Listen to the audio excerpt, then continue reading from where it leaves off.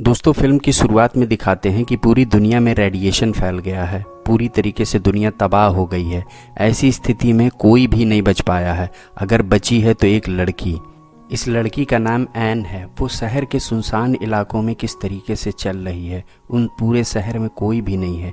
उसे जहाँ पर भी खाना मिलता है वो उसे इकट्ठा करते चलती है और उसके साथ एक है उसका कुत्ता। बाकी दूसरे जानवरों से बचने के लिए एन अपने साथ हमेशा एक बंदूक रखती है। वो अपनी लाइफ इसी तरीके से गुजार रही है, सुनसान शहर में बिल्कुल अकेले तरह से। उसने जीवन जीना सीख लिया है। एक दिन जब वो शाम को घर आ रही थी तो उसने रोड पर वैन खड़ी देखी जिसमें खूब सारी दवाइयाँ भरी हुई होती हैं। उसका कुत्ता भी रोड पर दूसरे किनारे खड़ा होकर भौंक रहा था। वहाँ पर आदमी के पैरों के निशान थे। ये देखकर एना तुरंत अपने कुत्ते को लेकर झाड़ियों के पीछे छिप जाती है। वो देखती है एक इंसान है, इसका नाम लुइस है, जो कि वैज्ञानिक है और उस एरिया का निरीक्षण करने आया है। वो तुरंत रेडिएशन सूट उतारने लगता है क्योंकि वो ये जान चुका था कि इस एरिया में रेडिएशन बिल्कुल नहीं है और ये चीज़ सोचकर वो बहुत ज़्यादा खुश होता है। वो तुरंत कपड़े उतार कर वहाँ पर एक झरने में नहाने जाता है। तभी वहाँ पर एना दौड़ते हुए आती है क्योंकि उसको पता था कि ये पानी कहाँ से आ रहा है, इस पानी का स्रोत क्या है। एन बंदूक लेकर आई हुई थी इसलिए उसे देखकर लुइस डर जाता है। लुइस तुरंत अपनी बंदूक से हवा में एक फायर करता है और बोलता है कि तुम्हारे साथ और कौन कौन लोग हैं। एन बोलती है कि मैं अकेली हूँ और इस एरिया में रहती हूँ। वो बोलती है कि इस पानी में कंटामिनेशन है, इसमें रेडिएशन है, इसे छोड़कर निकल आओ वरना तुम बर्बाद हो जाओगे। लुइस ये बात सुनकर तुरंत बाहर निकल आता है। निकलते ही लुइस भागने लगता है पर उसके ऊपर पानी में नहाने के कारण रेडिएशन का असर होने लगता है और उसके शरीर में अजीब से दाने निकलने लगते हैं। दौड़कर वो गाड़ी में जाता है, वहाँ से एक इंजेक्शन निकालता है और एन से बोलता है कि मुझे लगा दो। एन उसे लगाती है पर तब तक उसके ऊपर रेडिएशन का प्रभाव हो चुका था। एन अब उसे घर ले आती है क्योंकि उसका शरीर काफ़ी हद तक कमज़ोर हो चुका था। वो उसे बिस्तर पे सुला के अगले दिन उसके वैन में जाती है जहाँ पर कई सारी दवाइयाँ लेती है और साथ ही साथ देखती है कि ये मैरिड था, इसकी फ़ोटो इसकी वाइफ के साथ थी। लौट कर आती है, फिर उसका उपचार करती है, उसे तरह तरह की दवाएं देने लगती हैं। एन लुइस की देखभाल में बहुत अच्छे तरीके से करने लगती है। धीरे धीरे करके वो रिकवर होने लगता है। एन को ये भी पता चलता है कि लुइस को दौरे पड़ते थे। वो रात में सपने में चिल्लाता था पर धीरे धीरे उसकी केयर से लुइस की हालत सही होने लगती है। बाद में जब वो सही हो जाता है तो एन लुइस को पूरा घर दिखाती है और वो बात करने लगते हैं उस जगह के बारे में। लुइस कहता है कि ये सारा एरिया पहाड़ों से घिरा हुआ है इसलिए रेडिएशन यहाँ पर नहीं पहुँच पाया है। अगर हम यहाँ पर रहेंगे तो ज़्यादा सुरक्षित रहेंगे। फिर वो एन से पूछता है कि तुम्हारी फैमिली का क्या हुआ। एन बताती है कि मेरे परिवार वाले यहाँ से बाहर और लोगों को खोजने गए थे पर वो कभी यहाँ पर लौट कर नहीं आ पाए। अगली सुबह लुइस एन को खेतों में काम करते हुए देखता है। वो कहता है कि क्या तुम अकेले ही ये सारा काम करती हो। एन कहती है हाँ, मैं सब कुछ अकेले करती हूँ। वो देखता है एक ट्रैक्टर, कहता है इस ट्रैक्टर का इस्तेमाल क्यों नहीं करती। एन बोलती है कि अब इसमें गैस ख़त्म हो चुकी इसलिए मैं इसका इस्तेमाल नहीं कर पाऊँगी। लुइस उसे बोलता है कि बगल में एक गैस स्टेशन है जहाँ से मैनुअली तुम गैस को भर सकती हो। एन को ये आइडिया आता है और फिर वो जाकर वहाँ से भर लाती है और इस तरह से वो खेती करने लगती है। अब उसे बहुत ज़्यादा खुशी हो रही थी। रात के समय जब वो लोग डिनर कर रहे थे तब लुइस को पता चलता है कि एन बहुत ज़्यादा धार्मिक है, उसे पूजा पाठ का शौक़ है। फिर एन लुइस से पूछती है कि तुम क्या करते थे। लुइस बताता है कि वो सरकारी कर्मचारी था और जब रेडिएशन फैला था उस समय वो बंकर में था इसीलिए बच गया, पर वो कब तक अंधेरे में रहता है इसलिए वो निकल कर वहाँ से भाग आया। इस पर एन पूछती है कि मैंने तुम्हारे वैन में एक फ़ोटो में तुम्हारे साथ एक लड़की भी देखी है। लुइस बोलता है कि वो मेरी गर्लफ्रेंड थी।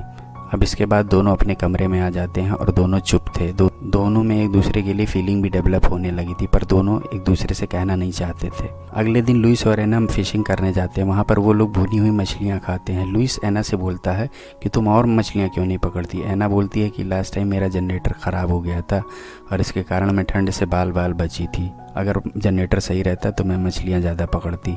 उसे पता चलता है कि जनरेटर नहीं बन पाएगा, वो काफ़ी ज़्यादा ख़राब है। तो ऐसे में वो झरने के पास चला जाता है और बोलता है कि यहाँ पर पानी, ये रेडिएशन वाला पानी है पर इससे बिजली ज़रूर बन जाएगी। इसके लिए जो ज़रूरी सामान है वो हम अलग कहीं जाकर लेते हैं। वो चर्च के पास पहुँचता है। चर्च पूरा लकड़ी का था। वो एना से बोलता है कि इस चर्च को तोड़कर हम ऐसा कर सकते हैं पर एना रोक देती है।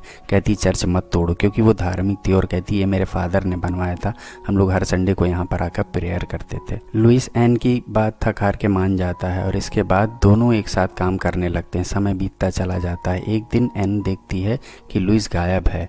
लुइस एक मिनी मार्ट में चला गया है। एन उसे खोजने के लिए वहाँ पर पहुँचती है। एन देखती है कि लुइस ने खूब सारी मिठाइयाँ और ड्रिंक कर रखी है। वो उसे तुरंत वैन में बैठाकर घर ले जाती है और वहाँ पर उसकी देखभाल करती है, पर तुरंत लुइस गुस्सा आ जाता है। वो उस पर चिड़चिड़ापन दिखाता है, कहता है मेरे शरीर को तुम छूना भी मत, मेरी बिल्कुल केयर मत करना। बट अगली सुबह उठता है और लुइस फिर जाके एन के सामने माफ़ी मांगता है। एन उसे माफ़ कर देती है और फिर दोनों एक साथ अच्छे से काम करने लगते हैं। फिर एक दिन एन लुइस के लिए अच्छा सा डिनर बनाती है। दोनों डिनर पे दारू खूब पीते हैं और उसके बाद डांस करने लगते हैं। डांस करने के बाद दोनों एक दूसरे को किस करने लगते हैं। दोनों की एक दूसरे के लिए फीलिंग थी, इसलिए दोनों एक दूसरे को रोक नहीं पा रहे थे। लेकिन तभी फिर लुइस एन से बोलता है कि अगर हम दोनों ने ऐसा किया तो इससे हम लोगों को दिक्कत होगी, हम लोगों का रिलेशन वो पूरी तरीके से बेकार हो जाएगा, एक दूसरे के प्रति बदल जाएगा। अगले दिन सुबह एन शिकार के लिए जाती है। उसका कुत्ता वहाँ पर भागने लगता है। एन उसका पीछा करते करते भागती है, देखती है वहाँ पर एक इंसान है। वो इंसान खड़ा होकर बोलता है कि वो बिल्कुल भी एन को चोट नहीं पहुंचाएगा, किसी भी तरीके से परेशान नहीं करेगा। इस आदमी का नाम केल था। वो एन से पानी मांगता है, कहता है कि मुझे थोड़ा सा पानी दे दो, पीकर मैं यहाँ से चला जाऊँगा।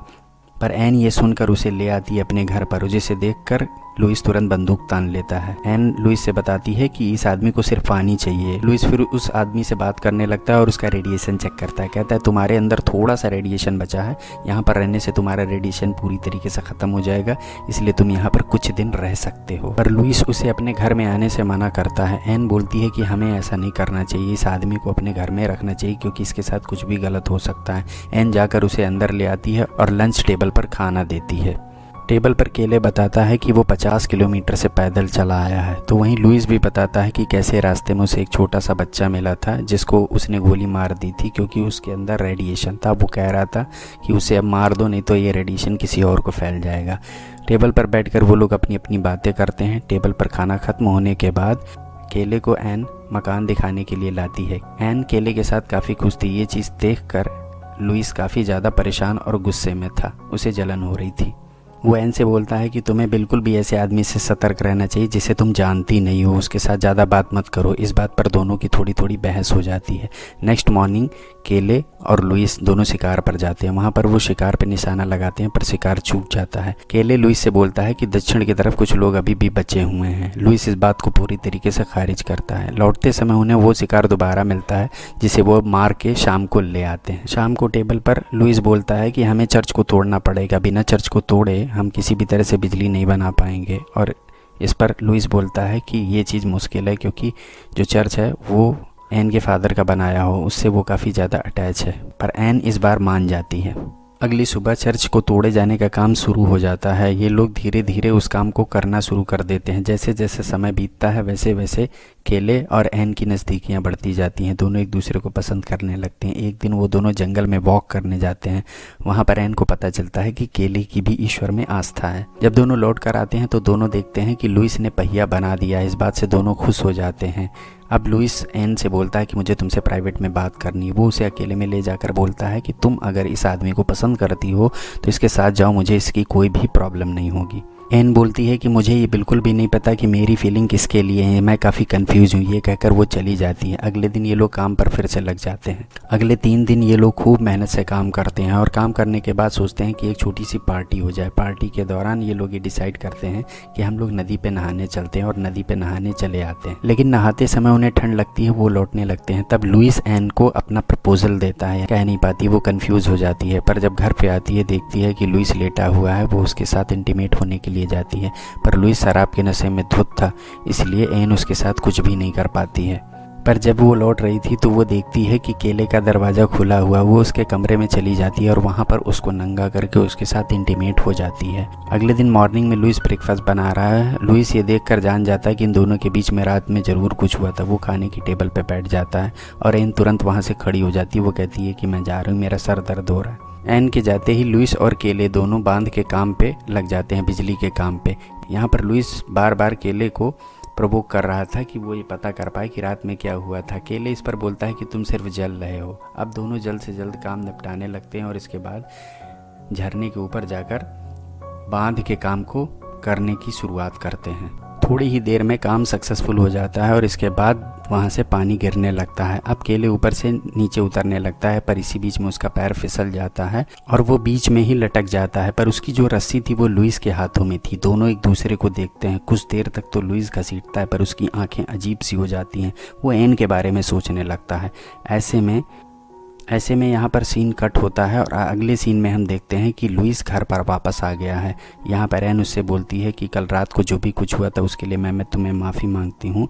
हमारे बीच में जो रिलेशन है वो हमेशा रहेगा। पर इस पर लुइस बोलता है कि तुम्हें परेशान होने की बिल्कुल भी ज़रूरत नहीं है, केले अब चला गया है। उसने मुझसे सूट मांगा था रेडिएशन वाला और उसे पहनकर वो यहाँ से चला गया। एन उसे खोजने के लिए दौड़ते हुए भागती है, रोड पर और फिर जंगलों में निकल जाती है। वो देखती है कि लुइस ने वहाँ पे झरना खोल दिया है। वो लौट कर आती है। एन को कहीं पर भी केले नहीं मिला था, पर वो फ्रिज का डोर जैसे खोलती देखती वहाँ पर बिजली आ गई। वो बहुत ज़्यादा खुश हो जाती, कमरे में हर तरफ लाइट जलाने लगती है। फिर वो दौड़कर चर्च पे जाती है। यहाँ वो पियानो बजाने लगती है। हम देखते हैं कि लुइस वहाँ पर आता है और बैठकर उस पियानो को सुनने लगता है। हम लुइस की आंखों में साफ साफ प्यार देख रहे थे और यहीं पर इस मूवी का दी एंड हो जाता है। दोस्तों, आपको ये मूवी का एक्सप्लेनेशन अच्छा लगा हो तो प्लीज़ कमेंट सेक्शन में लाइक करिएगा, वीडियो को सब्सक्राइब करिएगा, ज़्यादा से ज़्यादा शेयर करिए। Thank you.